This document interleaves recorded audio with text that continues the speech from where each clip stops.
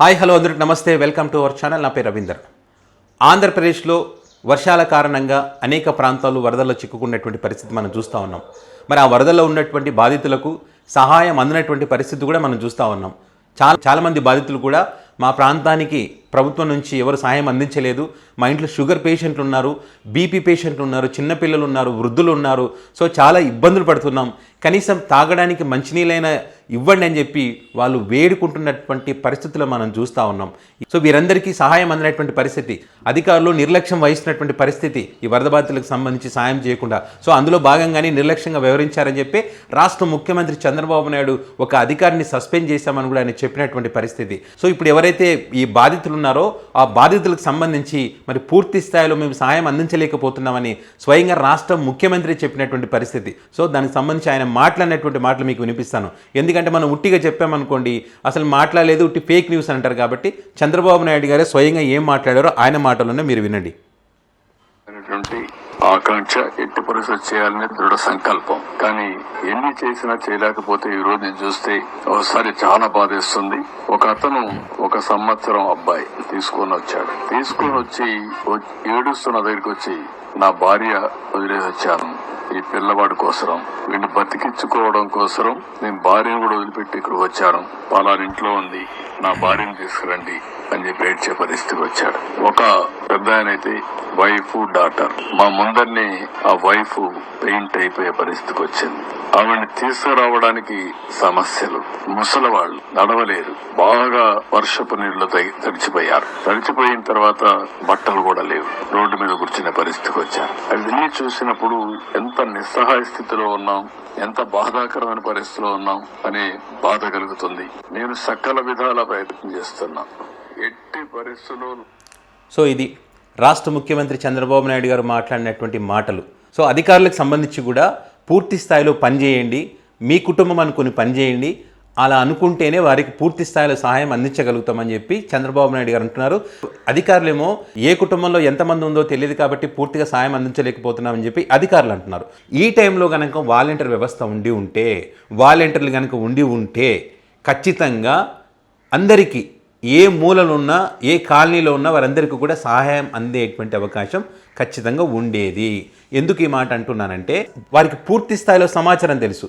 ఒక వాలంటీర్ 50 కుటుంబాలను చూసుకుంటాడు. ఆ 50 కుటుంబాలకు సంబంధించి పూర్తి వివరాలు ఆ వాలంటీర్ దగ్గర ఉంటాయి. ఆ కుటుంబంలో వృద్ధులు ఎంతమంది ఉన్నారు, పిల్లలు ఎంతమంది ఉన్నారు, షుగర్ పేషెంట్లు, బీపీ పేషెంట్లు, ఇట్లాంటి పూర్తి సమాచారం వాళ్ళ దగ్గర ఉంటుంది. సో ఇలాంటి వరదలు వచ్చినప్పుడు కనుక వారికి సహాయం ప్రభుత్వం నుంచి వచ్చే సహాయం అందించాలంటే కనుక ఖచ్చితంగా ఆ 50 కుటుంబాలకు సంబంధించి ఆ వాలంటీర్ బాధ్యత తీసుకుంటాడు.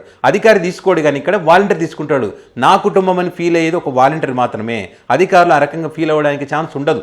అధికారులు ఆ రకంగా ఫీల్ గారు, కానీ వాలంటరీ ఖచ్చితంగా ఫీల్ అవుతాడు. ఎందుకంటే ఆ 50 కుటుంబాల నుంచి వచ్చిన వాడే ఈ వాలంటరీ, ఆ 50 కుటుంబాలు ఆ ప్రాంతంలో వాడే కాబట్టి ఆ కాలనీ అంతా, ఆ 50 కుటుంబాలంతా నా కుటుంబం అనుకుంటాడు. కాబట్టి ఖచ్చితంగా వాళ్ళకు మంచి జరగాలని చూస్తాడు. ఆ పార్టీ ఈ పార్టీ, ఆ కులము ఈ కులం అనేది ఏది చూడకుండా వాళ్ళకు మంచి చేసేటువంటి ప్రయత్నం చేస్తాడు. సో అలాంటి వాలంటీర్ ఇప్పుడు లేకపోవడం వల్ల ఇలాంటి సమస్యలు వస్తున్నటువంటి పరిస్థితి. ఇదే కాదు, అసలు వాలంటీర్ వ్యవస్థనే ఉంటే ఈ వరదలు వచ్చినప్పుడు, ఈ వర్షాలు వచ్చినప్పుడు కనుక ఆ ప్రాంతాలు ముప్పునకు గురయ్యేటువంటి ప్రాంతాలైతే ఖచ్చితంగా ఆ గ్రూప్లో ఒక మెసేజ్ పెట్టేటువంటి అవకాశం ఉంటుంది. ఎందుకంటే ఆ 50 కుటుంబాలకు సంబంధించి ఆ వాలంటీర్ అడ్మిన్గా ఉండి ఒక గ్రూప్ క్రియేట్ చేస్తారు. ఆ గ్రూప్లో పూర్తి వివరాలు ఇస్తారు. ప్రభుత్వానికి సంబంధించినటువంటి పూర్తి సమాచారం అందులో పెడతారు. ప్రభుత్వానికి సంబంధించిన పథకాలు కానివ్వండి, లేకపోతే వేరే అంశాలకు సంబంధించి కానివ్వండి, లేకపోతే పింఛన్లకు సంబంధించి కానివ్వండి, రేపు పంపిణీ చేస్తామని కానివ్వండి, లేదా రేషన్కి సంబంధించి కానివ్వండి, ఇలాంటి పూర్తి సమాచారం. అదేవిధంగా ఇలాంటి పరిస్థితులు వచ్చేటువంటి అవకాశం ఉంటే కనుక ఖచ్చితంగా సమాచారాన్ని గ్రూపులు పెడతారు. ఆ గ్రూపులు పెట్టుకున్నప్పుడు వాళ్ళంతా కూడా అలర్ట్ అయ్యేటువంటి అవకాశం ఉంటుంది. సో ఆ రకంగా వాలంటీర్ వ్యవస్థ పనిచేసింది గతంలో. మనం జగన్మోహన్ రెడ్డి ముఖ్యమంత్రి ఉన్నప్పుడు వరదలు వచ్చినప్పుడు ఏ రకంగా పనిచేశారో చూసాం. అదేవిధంగా కరోనా టైంలో కూడా వాళ్ళు ఎంత పని చేస్తారో మనం చూసాం. ఇంటింటికి వెళ్ళి కిరాణా సామాన్ ఇవ్వడం కానీ, అదేవిధంగా కూరగాయలు ఇవ్వడం కానీ, వాళ్ళకి సంబంధించి టాబ్లెట్లు ఇవ్వడం కానీ వాళ్ళు చాలా సేవ చేశారు గతంలో. అదే రకంగా ఇప్పుడు కూడా చేసేటువంటి అవకాశం ఉండేది పూర్తి స్థాయిలో. ఇప్పుడు చంద్రబాబు నాయుడు గారు చెప్పినట్టు కొంతమందికి ఇవ్వగలిగారు అధికారులు, పూర్తి స్థాయిలో ఇవ్వలేకపోయాము, నాకు చేయాలనున్నా కూడా చేయలేకపోయాను అనేది ఏదైతే చెప్తున్నారో అలాంటి పరిస్థితి ఉండేది కాదు. కానీ ఈరోజు వాలంటీర్ వ్యవస్థను పక్కన పెట్టినటువంటి పరిస్థితి. గత 3 నెలల కాలం నుంచి వాళ్ళను ఉంచుతారో తీసేస్తారో తెలియనటువంటి పరిస్థితి, వాళ్ళకి జీతాలు కూడా ఇవ్వనటువంటి పరిస్థితి ఈరోజు మనం చూస్తూ ఉన్నాం. అధికారులు సరిగా పని చేయట్లేదని చెప్పి మీరే అంటున్నారు, సమన్వయ లోపం ఉందని చెప్పి మీరే అంటున్నారు, పూర్తి స్థాయిలో సహాయం అందించలేకపోతున్నాను మీరే అంటున్నారు. ఒక వ్యక్తి మీ దగ్గరికి వచ్చి బాధపడ్డాడు, తన కొడుకును బతికించుకోవడం కోసం తన భార్యను అక్కడ వదిలేసి వచ్చానని చెప్పి ఆ వ్యక్తి చెప్తున్నాడు, కనీసం తాగడానికి మంచినీళ్ళు కూడా లేవని చెప్పి ఆ వ్యక్తి బాధపడ్డాడని చెప్పి మీరే చెప్తున్నారు స్వయంగా. సో ఇలాంటి పరిస్థితులు ఉన్నప్పుడు వీటికి సంబంధించి వాలంటీర్ వ్యవస్థ ఉంటే పూర్తి స్థాయిలో వాళ్ళు తమ కుటుంబంగా భావించి ముందే హెచ్చరికలు జారీ చేసి వారిని సురక్షిత ప్రాంతాలకు తీసుకుపోయి ఇలాంటి నష్టం జరగకుండా ఎంతో కొంత వాళ్ళు నివారించగలిగేటువంటి పరిస్థితి అయితే వాలంటీర్ వ్యవస్థ ద్వారా ఉండేది.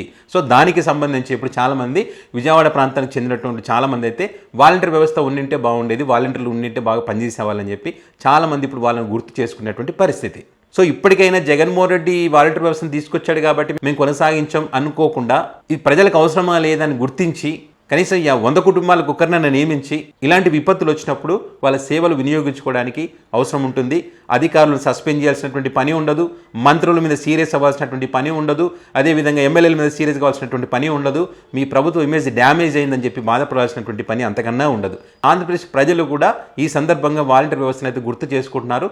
వాళ్ళ అభిప్రాయాలను కూడా పరిగణలోకి తీసుకొని వాళ్ళని కొనసాగించే విధంగా మీ నిర్ణయం తీసుకుంటారని చెప్పి భావిస్తున్నాం.